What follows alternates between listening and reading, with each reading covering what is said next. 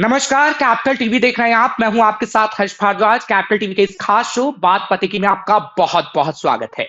बात उत्तर प्रदेश की राजनीति की करेंगे, क्योंकि ओवैसी की पार्टी एआईएमआईएम 200 सीटों पर उम्मीदवार उतारने जा रही है।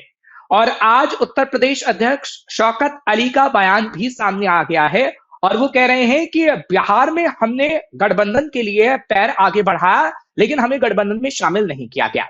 और उत्तर प्रदेश में भी ऐसा ही हुआ कि शिवपाल यादव का बयान सामने आया है, और वो कह रहे हैं कि हमें ओवैसी के साथ गठबंधन करने की जरूरत नहीं है। ऐसे में सवाल उठ रहा है कि बिहार में आरजेडी को जिस तरीके से ओवैसी ने नुकसान पहुंचाया, क्या उत्तर प्रदेश में भी ये होने वाला है? और क्या मुस्लिम वोट बैंक बिखरने वाला है? आज इसी पर चर्चा करेंगे। तो खास मेहमान मेरे साथ जुड़े हुए हैं, श्रीकांत साहब हैं, वरिष्ठ पत्रकार के तौर पर सीनियर जर्नलिस्ट हैं। सर, आपका बहुत बहुत स्वागत कर रहा हूं, आपने समय निकाला कैपिटल टीवी के लिए।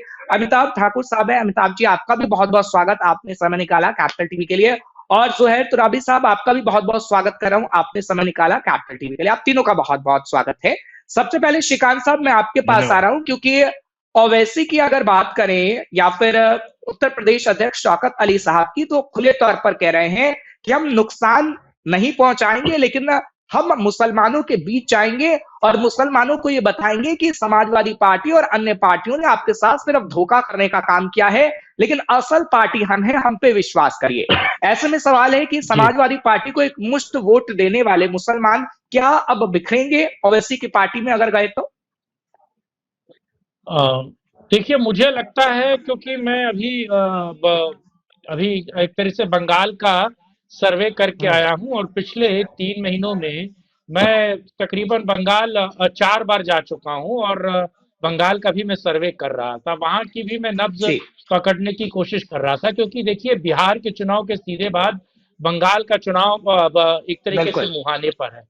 वहां पर बिल्कुल। भी मैं इस बात को बहुत बेहतर तरीके से समझ रहा था, खासतौर से मुस्लिम वोट जो है, मुस्लिम जो हम्म। युवा हैं, खासतौर से युवा, वो जी। जो 18 साल के ऊपर हैं और जो 35 साल से नीचे हैं, वो सीधे मतलब ओवैसी के साथ जाने को तैयार हैं।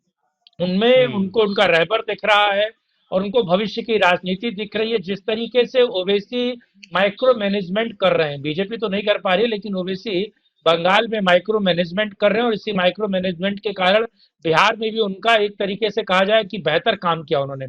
सीधे तौर हम्म। पर ये डर, या फिर एक कहा जाए कि ये एक तरीके से उत्तर प्रदेश के चुनाव में अखिलेश हम्म। यादव या समाजवादी पार्टी को सता रहा है। जिस तरीके से सीधे तौर पर अभी जो प्राथमिक सूचनाएं हैं, ये क्लियर नहीं है, जी। लेकिन ओवैसी जिस तरीके से चंद्रशेखर रावण के पाले में जाने की सोच रहे हैं, चंद्रशेखर रावण से समझौते की बात हो रही है और छिटपुट छोटे जी। मोटे और भी समझौते अगर उनके होते हैं, तो ओवैसी, इसमें कोई दो राय नहीं है कि एक बड़ा डेंट उत्तर प्रदेश में अखिलेश यादव की पार्टी को ठीक है। डालेंगे। आपने आपने देखिए, बंगाल एक के और, अंदर श्रीकांत हाँ, साहब जो सर्वे किया, उसमें आपने ममता जी, बनर्जी के बारे में पूरा डिटेल दिया होगा, और साफ तौर पर यह भी मुसलमान वोट बैंक कहां जा रहा है उसके बारे में भी पता लगाया होगा। लेकिन क्या खासतौर पर जी, उत्तर प्रदेश में आपको लगता है कि समाजवादी पार्टी के साथ अब मुसलमान वोट बैंक नहीं रहने वाला? नहीं नहीं, समाजवादी पार्टी को मुस्लिम वोट देंगे, इसमें कोई दो राय नहीं है। और खास तौर हम्म। से उन सघन आबादियों में जहां मुस्लिम वोट बैंक ये डिसाइड करता है कि साहब कौन जीतेगा और कौन हारेगा, वहां पर तो वो हम्म। जाहिर सी बात है कि वो ओवैसी के साथ रहेंगे। लेकिन जहां वो डिसाइसिव नहीं है, या फिर कहा जाए जहां उनकी आबादी सब 65 और 70% से बिल्कुल। ज्यादा नहीं है, बिल्कुल। वहां सीधे तौर हम्म। पर वो अखिलेश यादव को देखें। क्योंकि देखिए, मुस्लिम वोट बैंक जो है, वो बड़ा टेक्टिक तरीके से वोटिंग करता है। वो बिल्कुल। इसलिए वोटिंग नहीं करता है कि किसको जिताना है, दरअसल वो इसलिए वोट करता है कि बीजेपी को हम्म। किस तरीके से हराया जाए और कैसे हम्म। उसको डिफीट किया जाए। इसका इसका सीधे तौर पर आपने महाराष्ट्र में भी देखा, अलग अलग राज्यों के 2024 के बाद जितने चुनाव हुए हैं, ये आपने हम्म। देखा, और लगातार इस नहीं, देश ये में यही बात मैं हाँ, आपसे सुनना चाहता था कि कैसे वो ये जी, तय करता है कि बीजेपी को कैसे हराया जाए। अमिताभ जी, मैं आपके जी, पास आ रहा हूं, क्योंकि श्रीकांत साहब की जो बात है वो बिल्कुल ठीक है। आपको भी यही लगता है कि जो मुसलमान ये तय करता है कि बीजेपी को कैसे हराया जाए, तो उस पार्टी का चुनाव करता है जो उसमें काफी मजबूत हो। और अब सीमांचल का जो हाल हमने बिहार में देखा है कि पूरे सीमांचल में एक वर्चस्व रहा, आरजेडी से वोट बैंक मुस्लिम छिटक गया। क्या उत्तर प्रदेश में भी जो श्रीकांत साहब कह रहे हैं कि कुछ कुछ एरियाज हैं, वो सब तमाम एरियाज की बात नहीं करते, उसमें ओवैसी का वर्चस्व, ओवैसी की पार्टी का वर्चस्व हो सकता है? नहीं, बात सही कह रहे हैं, बिल्कुल सही कह रहे हैं कि उनका मुख्य हम्म। टारगेट है कि भाजपा नहीं जीतनी चाहिए। और हम्म। इसके आगे टारगेट है कि अगर कोई मुसलमान उम्मीदवार, मुसलमान पार्टी अगर कोई है, उससे जीतने की क्षमता रखता है, तो वो उसको ही वोट करेंगे। अगर कहीं जी। ऐसा हो कि सपा और एआईएमआईएम दोनों के खड़े हैं और सपा जीतने की क्षमता रखती है, तब तो सपा को करेंगे। लेकिन अगर उनको लगता है कि एआईएमआईएम निकाल सकती है सीट, तो सारे के हम्म। सारे एआईएमआईएम को दे देंगे। तो एक हम्म। कदम आगे जाकर के इस पे देखिएगा आप, तो हम्म। एआईएमआईएम से सपा का जो डर है, वो आपको हम्म। बहुत स्पष्ट नजर आएगा। क्योंकि हम्म। बहुत स्ट्रेटेजिक वोटिंग होती है, उनका वोट बढ़ता नहीं है, उनका जितना जी। वोट होता है 90-95% वोटिंग होती है। हम्म। अगर आप कहें कि किसी क्षेत्र में 30% मुसलमान हैं, मुस्लिम हम्म। वोटर हैं, तो ये जान लीजिए 30% में से उसके 90-95% जी। मतदाता जी। वोट करने जाएंगे। हम्म। और बाकी समुदाय जो होते हैं, उनके पैंतीस हम्म। चालीस परसेंट 50% जाते हैं। तो इससे हम्म। भी फर्क पड़ जाता है। आप समझिए लगभग आधे हम्म। वोट उनके हो जाते हैं। इसलिए हम्म। मुस्लिम मतदाता जब वोट करता है, तो उस कैंडिडेट के, जिस कैंडिडेट के पक्ष में वोट करता है, उसके सीट जी। निकालने के चांसेस जो हैं बहुत ज़्यादा बढ़ हम्म। जाते हैं। और उत्तर प्रदेश में तो बिल्कुल। आप जानते हैं 100 से ज़्यादा सीटों पे मुस्लिम वोट जो है काफ़ी डिसाइसिव है। माने 100% बिल्कुल डिसाइसिव सही। कहें तो लगभग 40 सीटें ऐसी हैं। लेकिन हम्म। पूरे उत्तर प्रदेश में 103 के या कुछ करीब सीटें ऐसी हैं, जी। जहाँ जी। उनका जी। वोट निर्णायक होता है। हम्म। ठीक है, जुहैर साहब इस मेरी लिहाज आवाज आप से तक पहुंच रही है? हाँ। ठीक है। चलिए, जुहैर साहब तक मेरी आवाज नहीं पहुंच रही, लेकिन श्रीकांत साहब मैं एक बार फिर से आपके पास वापस आ रहा हूं। क्योंकि जो अमिताभ ठाकुर साहब ने कहा है वो ठीक है, क्योंकि देखिए, ये हम नहीं कह सकते हैं कि अगर मुस्लिम तमाम सीट पर अगर समाजवादी पार्टी जीतती है तो वो सरकार ही बना लेगी अभी, क्योंकि अगर उत्तर प्रदेश के सिनेरियो की बात करें तो हमने देखा है, अगर इस वक्त की अगर हम बात करें तो आपने जो मीटिंग्स देखी है उससे आप अंदाजा लगा सकते हैं कैसे अखिलेश यादव हिंदू सम्मेलन की भी बात कर रहे हैं, अखिलेश यादव उलेमाओं के साथ मीटिंग भी कर रहे हैं। लेकिन क्या वाकई आपको लगता है, क्योंकि हमेशा से ओवैसी पर और मायावती पर बीजेपी की बी टीम का आरोप लगता रहा है, और ऐसे में समाजवादी पार्टी की अगर हम बात करें तो समाजवादी पार्टी के लिए बड़ी मुश्किल की घड़ी है कि कैसे अपने वोटर को संभाला जाए जब ओवैसी मैदान में आ रहे हैं। देखिए, ये कहीं न कहीं बहुत बड़ी दिक्कत है और इसका हम्म। हल अखिलेश यादव ने खोज लिया और इसमें कोई दो राय नहीं कि देखिए, जितनी बार हम्म। आप समाजवादी पार्टी की सरकार देखिए या फिर आप बहन जी। कुमारी मायावती की सरकार देखिए, सीधे तौर पर हम्म। एक मुस्लिम वोट बैंक का बहुत बड़ा चंक उनके साथ गया है, तब वो सत्ता में बिल्कुल। आए हैं। उसके बाद अलग है कि उन्होंने अलग-अलग जातियों का कॉम्बिनेशन बनाया है। इस बीच जब हम्म। एसआईआर उत्तर प्रदेश में चल रहा था और मैं लखनऊ और गोरखपुर के इलाकों में भी रहा, पश्चिमी उत्तर प्रदेश के इलाकों में भी रहा, मैंने देखा जी। कि इसमें कोई दो राय नहीं है कि बीजेपी से ज्यादा, मैं इस बात को कहने में कोई मुझे दो राय भी नहीं है और बिल्कुल। गुरेज भी नहीं कि बीजेपी से ज्यादा हम्म। जो समाजवादी पार्टी के कार्यकर्ता थे, वो उन्होंने एसआईआर में बहुत बढ़ चढ़ कर भाग लिया और अपने वोट को किस तरीके से बनाए रखना है, अपने वोट को किस तरीके से एक साथ करके रखना है, इसका काम उन्होंने बहुत बेहतर किया। इसीलिए आपने देखा कि एसआईआर की बात हम कर रहे थे कि साहब खास तौर से मुस्लिमों का वोट बैंक माइनस हो जाएगा, बिल्कुल। ऐसा होता हुआ नहीं हम्म। दिख रहा है। लेकिन हम्म। समाजवादी पार्टी के सामने भी समस्या है क्योंकि ओवैसी एक बहुत बड़ी एक तरीके की मास अपील रखते हैं और जिस तरीके से आप जैसे ही मुजफ्फरनगर के आगे जाएंगे या फिर मैं कहूँ हापुड़ हम्म। के भी थोड़ा आगे जाएंगे और हरिद्वार वाले रूट पर आएंगे, वहां हम्म। ओवैसी की पार्टी बहुत दमखम के साथ रहेगी। मैं जरा इसका छोटा सा उदाहरण दूं, एक पीस पार्टी हुआ जी। करती थी उत्तर जी। प्रदेश में, वो राजनीतिक तौर पर संगठित थे लेकिन वो हम्म। वोट्स को एक तरीके से कैलकुलेट करके पढ़वा नहीं पाती थी, 2 से 3 से ज्यादा विधायक उनके जीतते नहीं थे। अब उस हम्म। पार्टी का बहुत बड़े पैमाने पर ओवैसी के साथ विलय हो गया है। उस पार्टी के हम्म। पुराने नेता, पुराने कार्यकर्ता, क्योंकि देखिए जेनजी का तो वोट ओवैसी ले सकते हैं अपने भड़काऊ बयान देखकर, 30 साल तक के हम्म। लोगों का तो वोट मिल जाएगा, लेकिन उन वो 30 साल के लोग ड्रिवन कैसे होंगे, उन मौलाओं बिल्कुल के सही। द्वारा या परिवार के बड़े सदस्यों के द्वारा। वो समाजवादी हम्म। पार्टी से भी जुड़े हैं और हरित हरित उत्तर जो एरिया है यहाँ पर वो पीस पार्टी से भी जुड़े थे, तो पीस पार्टी का पुराना काडर जो है वो ओवैसी के साथ जाकर मिल रहा है। इसका बहुत बड़ा डेंट जो है मैं समाजवादी पार्टी में देख रहा हूं, लेकिन डेंट को किस तरीके से डाइल्यूट करना है, इसके लिए समाजवादी पार्टी के तमाम नेता सड़क पर मौजूद हैं। और अखिलेश यादव हो, शिवपाल हो, माता प्रसाद पांडे हो, या तमाम वो लोग जो समाजवादी हैं, इसीलिए अखिलेश ऐसे बयान देते हैं। जब उनसे पूछा गया कि आप साहब रामलला के दर्शन के लिए क्यों नहीं जा रहे, तो उन्होंने कहा कि जब बुलावा आएगा तो जाएंगे। तो वो सॉफ्ट हिंदुत्व का कार्ड भी खेल रहे हैं, और आपको पता है कि महादेव का मंदिर भी बना रहे हैं।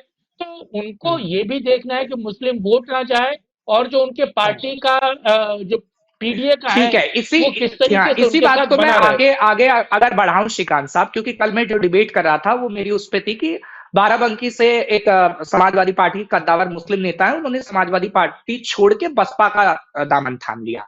लेकिन क्या अमिताभ ठाकुर साहब, श्रीकांत साहब की बात को अगर हम आगे बढ़ाएं, श्रीकांत साहब सही कह रहे हैं कि अब जमीनी स्तर पर मौजूद हैं, चाहे माता प्रसाद पांडे हो, अखिलेश यादव हो, लेकिन क्या अब जो रणनीति बनाई जा रही है अखिलेश यादव की तरफ से, क्या उसमें दमखम दिखेगा? क्योंकि देखिए, सिर्फ आप मुस्लिम राजनीति करके तो जीत हासिल नहीं कर पाएंगे। और अगर हम बात करें इस वक्त ओवैसी की या फिर मायावती की, क्योंकि देखिए मायावती की अगर हम बात करें तो मायावती की रणनीति भी बदली है। पहले आप देखिए 2022 की रणनीति क्या थी, अब 2027 में मायावती की रणनीति पूरी तरीके से बदल गई है। तो खतरा अखिलेश के लिए तीनों तरफ से है, और तीनों तरफ उन्हें ऐसी रणनीति देनी होगी दमखम वाली, जिससे वो अपनी सत्ता में सरकार बना पाए। देखिए, अगर मायावती खुल करके आती है ना, तो निश्चित रूप से अखिलेश बाबू की बहुत ही मुश्किलें बढ़ने वाली हैं। और जो एसआईआर की बात निकल रही है ना, एसआईआर में देखिए सबसे बड़ी मुश्किल ये होने जा रही है, सारी पार्टियों पर असर पड़ेगा, क्योंकि उसमें जो फर्जी वोटिंग होती थी ना, जो मर गए हैं, मतदाता है नहीं, अब जिंदा नहीं है, जो बाहर चले गए हैं, बिल्कुल। उनके नाम पे भी जो वोटिंग हो जाती थी, अब वो नहीं हो पाएगी। तो उससे सारी पार्टियों को फर्क पड़ने वाला है, केवल अखिलेश बाबू को नहीं फर्क पड़ने वाला है, ये तो तय है। तो उसमें आप ये जान लीजिए कि जो मुस्लिम मतदाता हैं, उनके ऊपर आरोप लगता रहा है, या कहें कि ऐसा माना जाता रहा है कि फर्जी वोटिंग में वो लोग काफी आगे रहते हैं, तो वो जी। सारे वोट कट जाएंगे। ये एक बड़ा नुकसान होने जा रहा है, जो भी मुस्लिम वोट के ऊपर टारगेट करता है उनके भी, वो सारे वोट अब नहीं मिलने वाले हैं। तो इस बार के चुनाव में ना आपको नए समीकरण देखने को मिलेंगे, क्योंकि कई सीटों पे तो ऐसा पाया गया कि जो भाजपा है, भाजपा के मतदाताओं का सबसे ज्यादा नुकसान हुआ है। तो उसको भी देखा जाए तो भाजपा भी एक ढंग से डरी हुई है। और मुस्लिम मतदाताओं को लेकर जहां तक बात है, अगर एआईएमआईएम मजबूती से आता है और लोगों को लगता है कि एआईएमआईएम का जो उम्मीदवार है वो जीतने की क्षमता रखता है, तो सपा बिल्कुल हाथ धो बैठेगी मुस्लिम मतदाताओं से। ठीक है श्रीकांत सपा साहब, कांग्रेस को अभी इसलिए ज्यादा हाँ। प्रश्रय नहीं देती है कि हाँ। कांग्रेस मुस्लिम मतदाताओं को हथियाने की कोशिश कर रही है। बिल्कुल। बसपा ने भी वही खेल खेला था। तो उस लिहाज से निश्चित रूप से सपा के लिए मुश्किलें होंगी, बात को हमें समझना पड़ेगा, नहीं, आसान नहीं होने अमिताभ जा साहब, रहा है। आपने आपने जो बीच में जिक्र किया ना कि बीजेपी के लिए भी मुश्किलें हैं, तो एक सवाल उस पर मैं श्रीकांत साहब से लेना चाह रहा था, क्योंकि बात हम ओवैसी समाजवादी पार्टी की कर रहे हैं, लेकिन श्रीकांत साहब जो अमिताभ साहब ने कहा है वो बड़ी सटीक बात है कि बीजेपी के लिए भी मुश्किलें हैं। क्योंकि अगर हम बीजेपी की बात करते हैं तो बीजेपी में ब्राह्मणों की जो मीटिंग हुई है, और जो खास तौर पर पीडीए की काट योगी आदित्यनाथ निकालने की कोशिश कर रहे हैं, हिंदुत्व की बात कर रहे हैं, क्योंकि लोकसभा चुनाव में पैटर्न आपने देखा कि बीजेपी ने ज्यादा विकास की बात कर दी, नुकसान हो गया उत्तर प्रदेश में। लेकिन 2017 और 2022 में जो हिंदुत्व का एजेंडा रखा गया, उसके मुताबिक जीत हासिल हुई योगी आदित्यनाथ को, या कहीं पूरी बीजेपी को। तो आपको लगता है कि अभी हिंदुत्व का कार्ड ही सही है, विकास को थोड़ा पीछे करके हिंदुत्व का कार्ड ही खेला जाए और मुसलमानों को अलग अलग तबके में बांट दिया जाए पार्टी में, जिससे फायदा हो? श्रीकांत साहब, देखिए, मुझे लगता है, और मेरी बात से हो सकता है कि आप एग्री ना करें, लेकिन ब्राह्मण और ठाकुर बीजेपी के लिए वैसे ही है जैसे समाजवादी पार्टी के लिए मुस्लिम, तो है ना। और खैबो गेहूं रहीबो गेहूं, तो को कोई ठेर नहीं, मुझको कोई और नहीं, ऐसा ऐसा बीजेपी मान बैठी थी। लेकिन जी। ये उसका गुमान अब धीरे धीरे उतर रहा है। जिस तरीके से कल एक बड़ा न्यूज नेटवर्क है, उसका एक सर्वे में देख रहा था। वो सर्वे हमारे कुछ दोस्तों ने किया था। वो सर्वे मुझे देखकर पता चला कि साहब वाकई सवर्णों में इस बार बीजेपी को लेकर एक छटपटाहट है, या फिर बीजेपी को लेकर वो ये सोच रहे हैं कि सही साहब बात। कहीं ना कहीं हमारे मुद्दों पर वो माइनस जा रही है। ऐसी अर्बन यानी कि शहरी ऐसी 78 सीटें हैं जहां एसआईआर का डेंट बीजेपी को लगने वाला है। मैंने देखा, एसआईआर की रिपोर्ट्स भी देखी और इसको लेकर हमने प्रोग्राम भी किए। मुझे लगता है कि ऐसी 78 सीटें हैं जहां एसआईआर को लेकर बीजेपी को शहरी क्षेत्र जो जो सीटें उसमें डेंट लगने वाला है। जी। अच्छा, मैं इसमें एक और बड़ा एंगल दे रहा हूं। अगर कांग्रेस समाजवादी पार्टी के साथ बनी रहती है और समाजवादी पार्टी के साथ उनका सीटों को लेकर समझौता हो सकता है, अगर होता है, तो मैं इसका एक दूसरा पक्ष ये देख रहा हूं कि ओवैसी उतना डेंट नहीं कर पाएंगे, क्योंकि राष्ट्रीय तौर पर कांग्रेस में मुस्लिमों को उनका भविष्य की सरकार दिखती है और उसको सीधे तौर पर दिखता है कि मात्र कांग्रेस ही एक ऐसी पार्टी है जो जी। राष्ट्रीय फलक पर बीजेपी से दो दो हाथ कर लेती है। तो अगर अखिलेश यादव कांग्रेस के साथ लाना उनकी अब मजबूरी बनेगी। अगर ओवैसी ताल ठोकते हैं तो जाहिर सी बात है बिना कांग्रेस, और बिल्कुल। मान लीजिए कांग्रेस अलग बीएसपी के साथ चुनाव लड़ ले एक बार, अगर बीएसपी के साथ चुनाव लड़ ले तो मुझे लगता है कि वो हाफ हाफ जाएंगे। अखिलेश यादव उत्तर प्रदेश में ये हाल हो जाएगा, क्योंकि मुस्लिम वोट और दूसरा यादव वोट और मुस्लिम वोट को छोड़कर उनके पास कोई बड़ा जातीय समीकरण नहीं है जिसे वो चुनाव साध पाए। अगर कांग्रेस बीएसपी का दामन थामती है, और जी। मैं कहता जी। हूं कि कांग्रेस के बड़े नेता लखनऊ में जाकर मायावती के पास पहुंचते हैं, और अगर ये समीकरण बनता है जिसमें आजम खान भी आते हैं, वही आजम खान जिन्होंने कहा है कि इन तनखइयों से मत डरो, जिस दिन बहन जी आएंगी इनसे जूते साफ करवाएंगे, आपको याद है वो बयान रामपुर में जो उन्होंने दिया था। तो अगर बिल्कुल। ऐसा कोई समीकरण बनता है तो इसमें कोई दो राय नहीं है कि समाजवादी पार्टी के लिए बहुत बहुत बड़ी समस्या हो जाएगी। देखिए, समस्या की अगर हम बात करें अमिताभ साहब, मैं आपसे इस सवाल का जवाब लेता हूं, क्योंकि देखिए, जाते जाते कांग्रेस की बात करना भी जरूरी है, क्योंकि कांग्रेस की बात श्रीकांत साहब ने छेड़ी, और जिस तरीके से वो बसपा प्लस कांग्रेस या कांग्रेस प्लस समाजवादी पार्टी का जिक्र कर रहे हैं, क्योंकि देखिए, गठबंधन की बात तो खुले तौर पर कहते हैं अखिलेश यादव, लेकिन इमरान मसूद के बयान जो आपने सुने हैं वो कहीं ना कहीं सवाल उठाते हैं। वो कहते हैं कि समाजवादी पार्टी कौन होती है हमें तय करने वाली, कितने सीटों पर हम चुनाव लड़ेंगे। क्या आपको लगता है कि कांग्रेस भी एक बड़ा डेंट समाजवादी पार्टी को ही दे देगी, जैसा बिहार के अंदर तेजस्वी को दे दिया? कांग्रेस का अभी अमिताभ साहब। देखिए, कांग्रेस का कोई सीन है नहीं उत्तर प्रदेश में, अगर आप सही मायने जी। में देखें। और कांग्रेस का आना हमेशा से अखिलेश के लिए खतरनाक रहा है। कांग्रेस कुछ भी कोशिश कर ले, उसकी कोशिश ये है बेसिकली कि वो मुस्लिम वोटों को अपनी तरफ करना चाहती है। हर प्रदेश में वो अपना पुराना वोट बैंक जो है फिर से हासिल करना चाहती है। जी। लेकिन अभी जो भी स्थिति हो, मुझे नहीं लगता कि बसपा के साथ जाए या अखिलेश जी के साथ जाए। अखिलेश जी के साथ पिछली बार गए थे वो लोग, तो उन्होंने कोई फायदा तो नहीं पहुंचाया। मुझे लगता है कि अखिलेश बाबू को नुकसान ही हुआ एक तरीके से, क्योंकि अखिलेश के वोट बैंक ने तो कांग्रेस को वोट किया था, लेकिन कांग्रेस के वोट बैंक ने अखिलेश को वोट नहीं किया था। ये अनुभव अखिलेश बाबू को था, सपा को था। तो इस बार अगर कांग्रेस जाती भी है, जिसके साथ जाएगी उसको डुबाएगी, जो मुझे साफ साफ लग रहा है। और ठीक है कांग्रेस को श्रीकांत साहब, अगर आपको अपनी आपको भी यही जमीन लगता है? हाँ।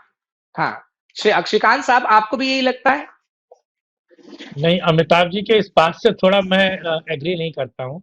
मेरा मानना है कि कांग्रेस ने खास तौर से मुस्लिमों के अंदर जिस तरीके से तमाम वो मुद्दे जिसको बीजेपी लेकर आई, उसका मीडिया हो या जमीन हो, हर तरीके से कांग्रेस ने विरोध किया। हर एक मुद्दा, वो राष्ट्रवाद का मुद्दा हो, वो हिंदुत्व का मुद्दा हो, 370 का हो, राम मंदिर हो, 3 तलाक हो, ये तमाम उन मुद्दों पर कांग्रेस मुस्लिमों के साथ खड़ी रही। और अगर ऐसा नहीं होता तो मैं सीधे तौर पर आपको कहता हूं, असम में एक सीट है, असम में एक सीट है, 10.5 लाख के मार्जिन से एक व्यक्ति जीतता है, और ऐसा व्यक्ति हारता है जिस व्यक्ति की हारने की संभावना कोई नहीं कर सकता था। और वो, उसको हराता कौन है? कांग्रेस हराती है महाराज, 10.5 लाख वोटों से। और उसके यहाँ उसके कंपनी में या उसके साथ काम करने वाले लोग या उसके संगठन से जुड़े हुए लोगों की संख्या 1.5 लाख के ऊपर है। आप जाइए आसाम। तो मैं कांग्रेस, आप, मैं इस पे कोई दो राय नहीं है कि अगर 2024 में समाजवादी पार्टी को जितनी सीटें मिली लोकसभा में और जितनी जी कांग्रेस को जी। मिली, उसमें कांग्रेस का भी बहुत बड़ा रोल था। आप कांग्रेस को माइनस करके नहीं आंक सकते। कांग्रेस इसलिए चलिए ठीक है, मजबूत मैं नहीं है कि आपके पास कांग्रेस का दोबारा कुछ आऊंगा, खास है, एक एक एक वो सवाल मैं इसलिए और लूंगा मजबूत हो क्योंकि रही है। हाँ हाँ मैं हाँ, बड़े जोहैर की बात कर रहा साहब। हूँ। हाँ कांग्रेस हाँ। इसलिए मजबूत हो रही है क्योंकि वो हम्म नरेंद्र मोदी और बीजेपी के विरोध में एक प्रखर स्वर खड़ी है, इसीलिए हम्म। कांग्रेस ज्यादा मजबूत है। जी ठीक है, मैं एक एक सवाल आपसे और लूंगा क्योंकि जुहैर साहब थोड़ी देर से जुड़े हैं, इसलिए एक एक सवाल आपसे और लूंगा। लेकिन जुहैर साहब, दोनों अगर वरिष्ठ पत्रकारों का जिक्र करें तो उन्होंने जो समीकरण बताए वो वाजिब है, और ये समीकरण हमें देखने को भी मिलेंगे। आपने तो कई सालों तक रिपोर्टिंग की है, अभी बंगाल का सर्वे श्रीकांत साहब कर रहे हैं। उत्तर प्रदेश की अगर हम बात करें तो उत्तर प्रदेश में आपका सर्वे खासतौर पर क्या कहता है? क्योंकि बीजेपी जो सर्वे करवा रही है, अभी नमो विद नेशन को पूरा जिम्मा दिया गया है कि जाइए पता लगाइए कि क्या क्या है, बीजेपी के कौन से विधायक काम कर रहे हैं, कौन नहीं कर रहे हैं, कौन समाजवादी पार्टी से कौन सा नेता खफा है, क्या है, पूरा सर्वे हो रहा है। आपका सर्वे जुहैर साहब इस पे क्या कहता है? क्योंकि उत्तर प्रदेश में अभी आप घूम रहे हैं, जा रहे हैं।